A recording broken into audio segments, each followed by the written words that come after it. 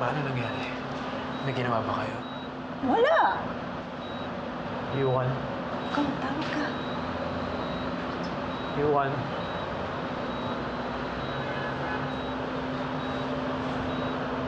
Siguro, ilang buwan pa bago ako makakabalik sa trabaho. So I want you to take over some of the tasks in the company. Magtulungan kayo ni Joshua. Are you up to the challenge? Of course. Of course he's up for the challenge. Hindi ba, Yuan? Ma, may negosyo pa po ako.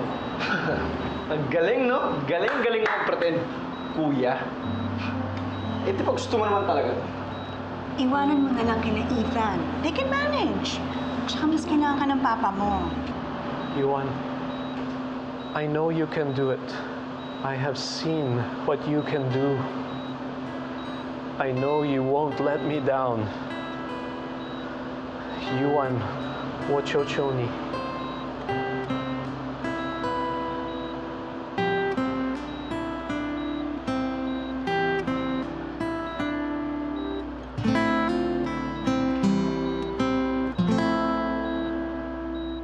Billy.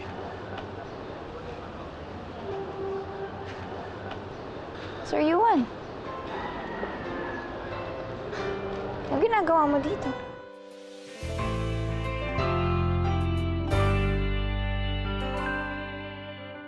Teka nga. Ano ba ginagawa mo dito? Sorry. Billy, nakiusap sa akin si Papa. Gusto niya magtrabaho ko sa kumpanya niya. Humingi siya ng tulong sa akin. Talaga? Congrats! Sabi ko naman kasi sa'yo, mapapalambot mo rin ang puso ng daddy mo. Eh, ikaw pa. Magaling ka naman, Sir Yuan. Di ba sabi ko din sa'yo na huwag mo na akong tatawaging sir? Yuan, masaya ako para sa'yo. Dahil alam kong matagal mo nang pinangarap yan.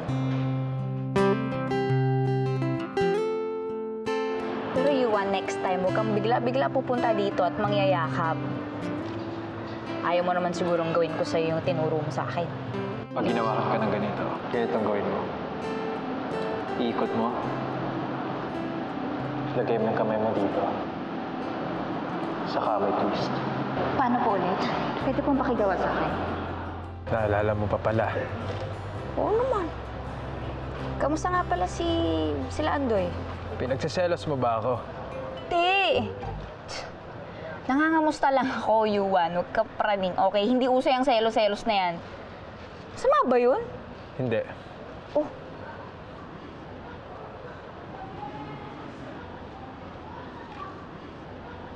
May pag-asa ba ako sa'yo? Saan galing yung tanong mo? Huwag na natin pag-usapan. Pass. Kung nakangiti. Hindi mo sinagot ng wala. So, ibig sabihin... Pwede ba, Yuan, huwag na natin pag-usapan. Diba? Pass nga, sabi ko, pass eh. Ibig sabihin, hindi pa ako makasagot. Okay, so hindi ko pa alam. Kang ano dyan?